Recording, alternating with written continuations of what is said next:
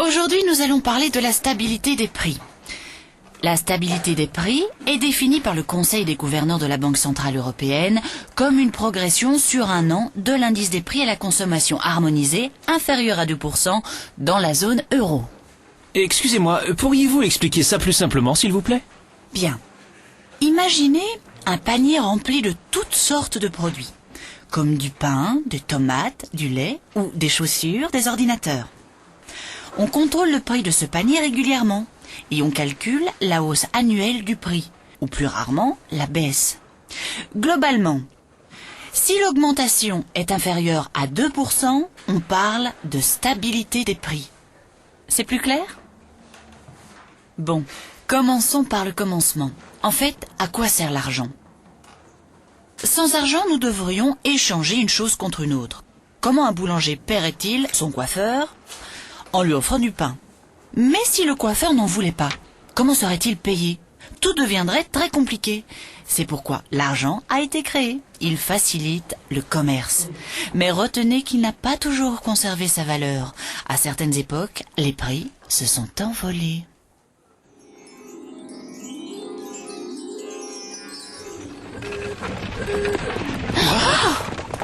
Mais qu'est-ce qui s'est passé? Où sommes-nous? Je ne sais pas. Mais j'ai faim. Oh, regarde ça. Alors, voyons ce qu'on peut avoir pour 4 pièces. Vous désirez? 2, s'il vous plaît. Non, ce n'est pas assez. Vous avez augmenté le prix. Mais pourquoi? Comme les gens ont de l'argent pour acheter plus de choses qu'il n'y en a à vendre, la demande pour mes gâteaux a augmenté. Et puis, le prix de la farine est plus élevé. Je dois régler le meunier. Le prix du bois pour mon four a augmenté aussi. Maintenant, ça me coûte plus cher de faire des gâteaux. Allez, au suivant. Pas de panique. Vous avez juste besoin de plus d'argent. Génial! Merci beaucoup. Mais c'est incroyable! Il continue d'augmenter ses prix. On ne pourra jamais rien acheter ici. Eh bien, il vous faut simplement plus d'argent. Attends un peu, je te connais. Tu es l'inflation. Oh, bravo! Comme vous êtes très intelligent, je vais tous vous récompenser par un prix en espèces. Non, arrête! Waouh! C'est génial! Non, ce n'est pas génial. S'il y a trop d'argent en circulation pour le même nombre de produits, les prix augmentent et l'argent perd de sa valeur. Vous avez vu ce qu'on m'a demandé pour ce poisson? C'est plus cher que le mois dernier. Avant, je pouvais me le permettre, mais plus maintenant. Les prix augmentent sans cesse, mais pas ma retraite. Et mes économies perdent chaque jour de leur valeur. Vous savez, c'est toujours les moins bien lotis qui souffrent dans des périodes comme celle-ci. Alors c'est donc ça l'inflation. Et quand ça commence, on dirait que c'est difficile de l'arrêter. Le revoilà! Fichons le camp!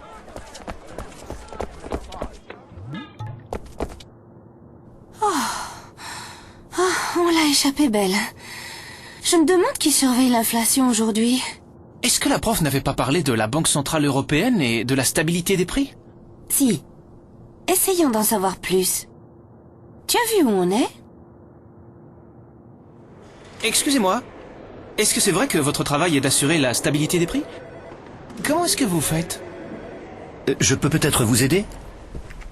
Bien, que puis-je faire pour vous? Voilà. Nous venons de voir le monstre de l'inflation et les dégâts qu'il provoque. Est-ce vous qui vous en occupez? Le monstre de l'inflation? Oui, il était en train de... Oh, vous devez parler de ceci. C'est lui l'inflation? Le monstre? Il est minuscule? Bien sûr. Parce que c'est notre travail d'assurer la stabilité des prix. Nous nous efforçons de maintenir l'inflation en dessous, mais proche de 2% à moyen terme. Mais comment faites-vous? Nous cherchons à savoir si des risques menacent la stabilité des prix. Nous effectuons 2 types d'analyses. D'abord, nous surveillons un certain nombre de facteurs, comme la croissance économique et les prix du pétrole, qui peuvent faire grimper les prix à court terme.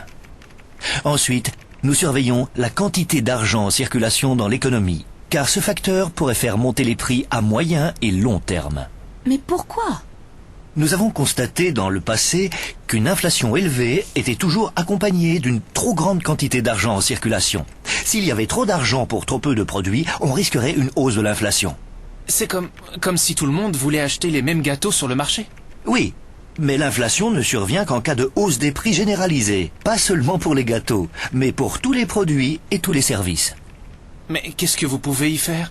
Par exemple, pouvez-vous empêcher le boulanger d'augmenter ses prix? Non, nous ne le pouvons pas, mais nous fixons les taux d'intérêt. Je vais vous expliquer. Si vous prenez un crédit pour acheter une voiture ou un nouveau réfrigérateur, par exemple, vous paierez des intérêts calculés sur la base d'un taux d'intérêt. Autrement dit, le taux d'intérêt est le prix de l'argent. Plus le prix de l'argent ou taux d'intérêt est élevé, plus la demande d'argent sera faible. Il y a moins de chances que les gens empruntent de l'argent lorsqu'il est trop cher. Exactement. C'est pourquoi notre mission est de fixer le niveau des taux d'intérêt. Et cela pour s'assurer que les prix restent stables dans le temps.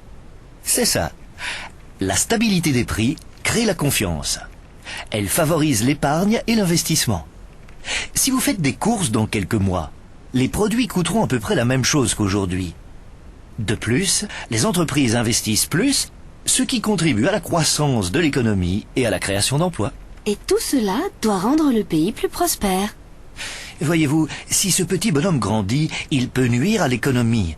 À cause de lui, les gens peuvent même perdre confiance dans leur monnaie. C'est pourquoi nous, à la Banque Centrale Européenne et dans l'Eurosystème, nous prenons notre mission tellement au sérieux. L'Eurosystème? Il s'agit de la Banque Centrale Européenne et des banques centrales nationales des pays de la zone euro. Mais notre vigilance ne s'arrête pas là. Ah oui? Oui. Regardez, c'est la déflation. Qu'est-ce que c'est que ça? La déflation est une diminution générale des prix. Mais ça a l'air bien. Ah, pas du tout. Tout comme l'inflation, elle peut nuire à l'économie. Par exemple, si tous les prix diminuent régulièrement, vous attendrez avant d'acheter quelque chose, en espérant que votre achat coûtera moins cher la semaine suivante, et encore moins cher un mois plus tard. Pour la même raison, une entreprise peut décider de remettre ses investissements à plus tard, et l'économie en pâtirait. Ces petits bonshommes sont destructeurs. Bien. Quel est l'objectif principal de la Banque Centrale Européenne et de l'Eurosystème? Bien. Maintenir la stabilité des prix. Bien. Et combattre le monstre de l'inflation. Pourquoi ne pas l'appeler ainsi? Oui. Super.